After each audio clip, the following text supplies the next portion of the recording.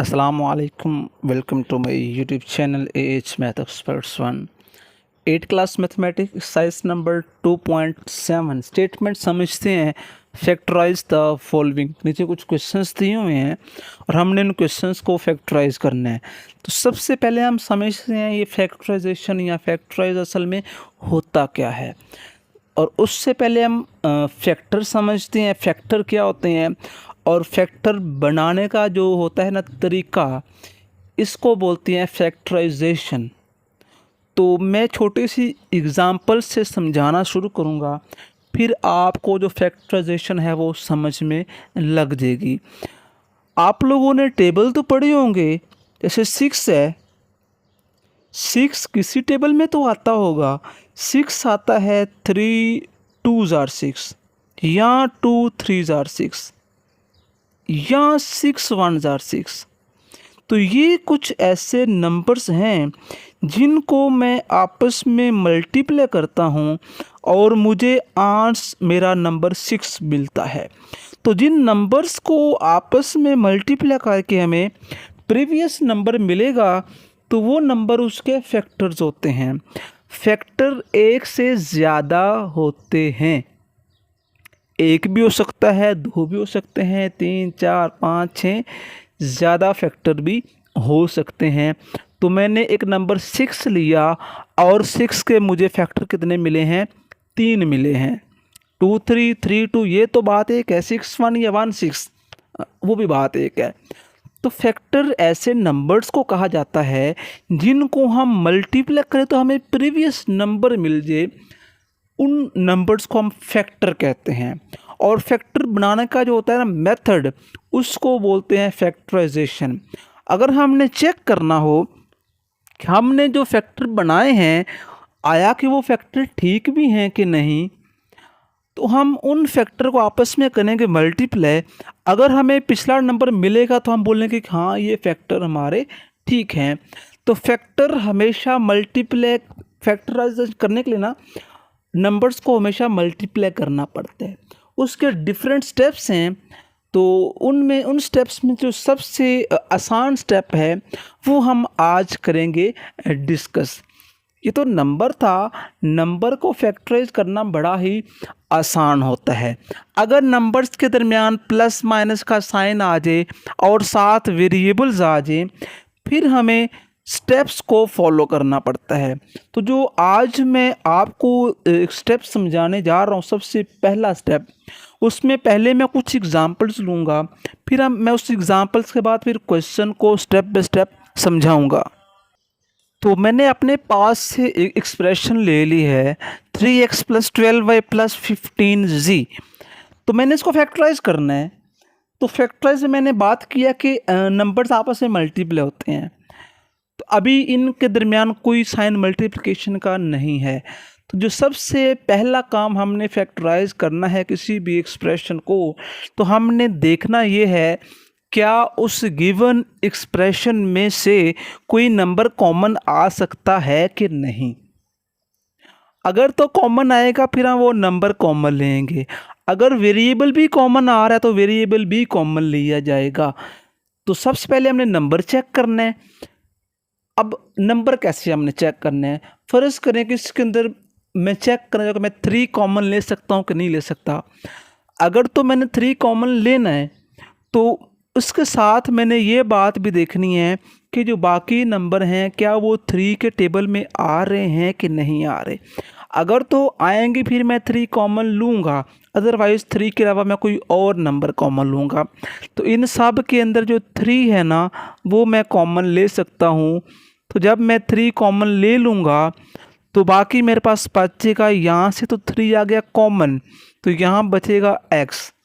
आगे जो प्लस का साइन है वो साइन वैसे का वैसी है।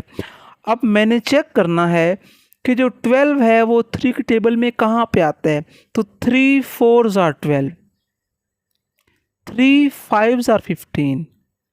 तो जिस टेबल पे वो नंबर आएगा हमने वो नंबर लिखना है। अब जो 12 था वो 4 पे आ रहा है तो मैंने क्या लिखा, 4 लिखा।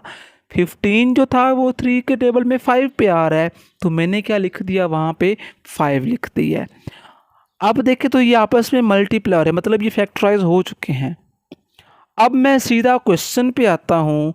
जो हमारा पहला क्वेश्चन है 3x माइनस 9y, तो इसमें नंबर कॉमन आ सकता है। तो नंबर कॉमन लेके मैं 3 कॉमन ले लूँगा यहाँ से, तो x माइनस 3 3 जार 9। लो जी, आंसर आ गया। सेकंड देखो तो एक्स वाई प्लस एक्स जी लिखा हुआ है, इसमें नंबर तो है ही नहीं। अगर नंबर कॉमन नहीं है तो फिर हम वेरिएबल की तरफ जाएंगे। अब वेरिएबल दोनों में सेम होना चाहिए अगर कॉमन लेना है तो, और कॉमन वेरिएबल वो आएगा जिसकी पावर सबसे कम होगी। अब इसमें दोनों में एक्स है तो हम एक्स को कॉमन ले सकते हैं। तो एक्स मुझे मिल गया कॉमन, तो बाकी मुझे मिला वाई प्लस जी। अब इनके साथ मैंने x क्यों नहीं लिखा, वजह कि दोनों में x था, तो वो x मैंने यहाँ से काट दिया। जो कॉमन लेते हैं मतलब वो कट कर देते हैं। अगर हम इसका तीसरा वाला पार्ट देखें तो 6ab माइनस 14a और c, ये क्वेश्चन नंबर 3 है जी। अगर हम इसमें देखें तो जो मुझे कॉमन मिल रहा है, दोनों के अंदर a दोनों में है। क्या दोनों में 6 कॉमन आ सकता है? नहीं आ सकता। वजह दोनों 6 के टेबल में 14 आते ही नहीं। 3 भी कॉमन नहीं ले सकता मैं, फिर मैं 2 कॉमन लूँगा। 2 के साथ मैं ले लूँगा कॉमन a, क्योंकि a दोनों में है।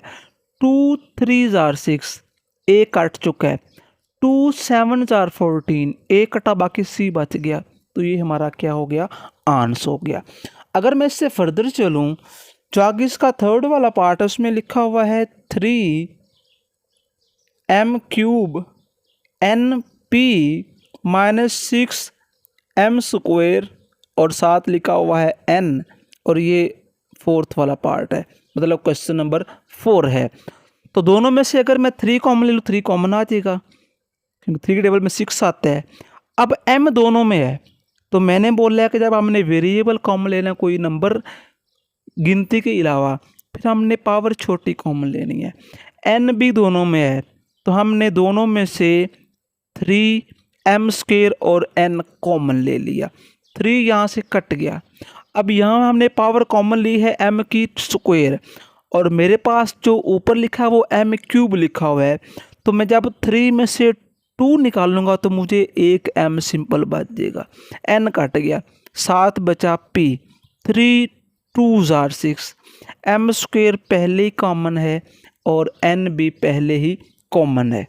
अगर मैं इसका पांचवें वाला पार्ट देखूं, उसमें लिखा हुआ है 30x cube minus 45x and y। तो दोनों में से जो कॉमन आ सकता है वो 15 आ सकता है, क्योंकि 15 दोनों में लिखा हुआ है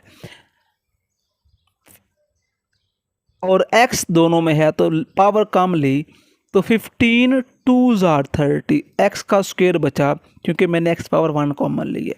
15 3 जार 45, x कॉमन, तो साथ क्या बच गया? y बच गया। आगे अगर हम इसका 6 वाला पार्ट देखें तो 6 वाले पार्ट में लिखा हुआ है 17x square y square minus 51। तो दोनों में x y दोनों में नहीं है, तो हम 17 कॉमन निकाल सकते हैं। 17 कॉमन लिया तो बाकी बचा x square minus Y square. 17 3 जार 51 होते हैं बच्चों, और इस तरीके से ये हमारा क्या बन गया? आंसर बन गया। सेवन्थ पार्ट है जी 4x cube plus 3x square plus 2x। तो सब में से 2 कॉमन नहीं आ सकता, 3 भी कॉमन नहीं आ सकता। वजह ये है, ना तो 2 के टेबल में 3 आता है और ना 3 के टेबल में 2 या 4 आता है, तो इसलिए हम इनमें से जो कांस्टेंट नंबर है वो तो कॉमन ले ही नहीं सकते। तो x सब के अंदर है तो x कॉमन आ सकता है। x लिया कॉमन तो यहाँ मुझे मिलेगा 4x square plus 3x plus 2। x जो था वो मैंने कॉमन ले लिया, यही हमारा क्या होगा? आंसर होगा। आगे जो इसका 8वां क्वेश्चन है वो क्वेश्चन है जी 2p square 4p cube 8p। तो सब में से हम 2p कॉमन ले सकते हैं क्योंकि 2 टेबल में 2 भी आता है, 4 भी आता है और 8 भी आता है। और p भी कॉमन निकाल सकते हैं। तो 2p कॉमन आया, पावर छोटी कॉमन लेनी होती है, तो पावर छोटी कुछ नहीं है तो इसमें 1 है, तो 2p कॉमन लिया। तो यहाँ से जब हम 2 कॉमन लिए तो बाकी बचेगा जस्ट p। 2 2 जार 4 और 7 p का स्क्वायर, 2 4 जार 8, p कॉमन आ चुका है। आगे इसका जो नंबर 9 है वो देखते हैं जी। X cube y minus x square y plus x y का स्क्वायर। तो इसमें कोई नंबर तो कॉमन नहीं आ सकता, लेकिन वेरिएबल कॉमन आ सकता है। एक्स सब में है तो एक्स कॉमन, वाई सब में है तो वाई कॉमन, और पावर लीस्ट कॉमन ली जाती है। तो मैंने एक्स पावर 1 कॉमन ली, यहाँ पे 3 लिखी हुई है तो एक्स स्क्वायर बचेगा, वाई कॉमन था, यहाँ से x बचेगा और यहाँ से मुझे क्या मिलेगा y। वजह ये है कि x पावर 1 ये भी 1 कॉमन थी, तो बाकी y 2 और ये y 1, तो 2 में से 1 गया तो बाकी 1 बचते हैं। वो लेकिन लिखना हो तो लिख सकते हैं, ना लिखना हो तो नहीं लिखते। आगे जो सवाल नंबर 10 है जी, इसका 10वां सवाल लिखा हुआ है मेरे पास 7x4 minus 14xy plus 21xy cube. तो सबसे पहले देखें तो x सब में है, y सब में नहीं है, तो हम सब में से 7x कॉमन ले रहे हैं, क्योंकि 7 1 जार 7, 7 2 जार 14, 7 3 जार 21। तो यहाँ मुझे मिलेगा x3 मिलेगा, क्योंकि 4 था और इसकी 1 थी, तो 4 में से 1 गया तो बाकी 3 बचा। 7 2 जार 14 7 y, 7 3 जार 21 और 7 क्या मुझे मिलेगा y क्यूब। आगे जो इसका 11 नंबर है जी, 11 में लिखा हुआ है एक्स स्क्वायर वाई स्क्वायर जी स्क्वायर माइनस एक्स वाई और 7 जी स्क्वायर प्लस एक्स वाई और 7 क्या आ गया जी आ गया। एक्स सब में है, वाई सब में है, जी सब में है। एक्स पावर 1 छोटी है, वाई पावर 1 छोटी है और जी पावर 1 छोटी है। तो एक्स वाई और जी मैंने कॉमन ले लिया, तो ये पावर साहब के 2 2 है तो 1 1 कॉमन, तो बाकी बचेगा एक्स वाई और जी। तो यहाँ से एक्स वाई कॉमन और 7 जी सिंपल बचेगा। ये सारा कॉमन है तो यहाँ पे इसकी जगह पे क्या बच जाना है, 1 बच जाना है। तो जब कॉमन लेना तो जितने नंबर पहले होते हैं उतने नंबर ही बाद में होते हैं, थोड़ा ध्यान रखना होता है। आगे जो इसका 12 नंबर है जी, 4x cube Y square minus 8xy plus 4xy cube. तो सब में से 4 तो कॉमन आना ही आना है, x भी सब में है और y भी सब में है। तो यहाँ से जब 4 कॉमन तो 4 1 जार 4, बाकी बचा x स्क्वायर और y बचा, 4 2 जार 8, 4 1 जार 4, यहाँ से मुझे मिलेगा y का स्क्वायर। आगे जो इसका नंबर 13 है जी, 13 में लिखा हुआ है X Y 4 minus 3xy cube minus 6xy का स्क्वायर। तो एक्स वाई इन सब के अंदर लिखा हुआ है, तो x पावर छोटी 1 है और y की पावर छोटी 2 है। तो एक्स वाई स्क्वायर कॉमन, तो यहाँ मुझे मिलेगा y3 और बल्कि 2, क्योंकि 2 कॉमन आ चुका है, और यहाँ से मुझे मिलेगा y3y और यहाँ से मुझे मिलेगा 6, और ये मेरा क्या होगा, आंसर होगा। आगे इसका सवाल नंबर 14 है जी, एक्स स्क्वायर वाई स्क्वायर और जी एक्स स्क्वायर वाई जी स्क्वायर एक्स वाई स्क्वायर और जी स्क्वायर। एक्स सब में है, वाई सब में है, जी सब में है। एक्स की पावर देखें तो यहाँ पे स्क्वायर है, यहाँ पे स्क्वायर, यहाँ पे सिंपल एक्स, तो simple X common, Y square Y और वाई स्क्वायर, तो सिंपल वाई कॉमन और 7 जी। तो इनमें से जब कॉमन निकलेगा तो यहाँ बचेगा एक्स वाई और यहाँ से मुझे मिलेगा एक्स और जी और यहाँ से मुझे मिलेगा वाई और जी कॉमन। वो क्यों ऐसे आ रहा है, क्योंकि मैंने जो कॉमन लिया है पावर वो सब की 1 1 ली है कॉमन। तो जब पावर कॉमन ली जाती है तो बाकियों में से पावर में से वो माइनस करते हैं, तो 2 में से 1 गया तो 1 बचा, लिखते नहीं है। 2 में से 1 गया तो 1, जी वैसे कट गया। आगे जो इसका नंबर 15 है जी, 15 नंबर लिखा हुआ है 77x square Y minus 33xy square minus 55x square and Y square. तो सब के अंदर हम 11 कॉमन ले, क्योंकि 11 के टेबल में 77 भी आता है, 33 भी आता है, 55 भी आता है। तो 11 सब में से कॉमन, x सब में है और y भी सब में है। तो 11 7 7 7 होते हैं एक्स, 11 3 33 वाई, एंड 11 5 45 55 एक्स, और साथ क्या आ जाएगा, वाई आ जाएगा। आगे जो है हमारे पास नंबर 16, तो 16 नंबर में लिखा हुआ है जी 5x पावर 5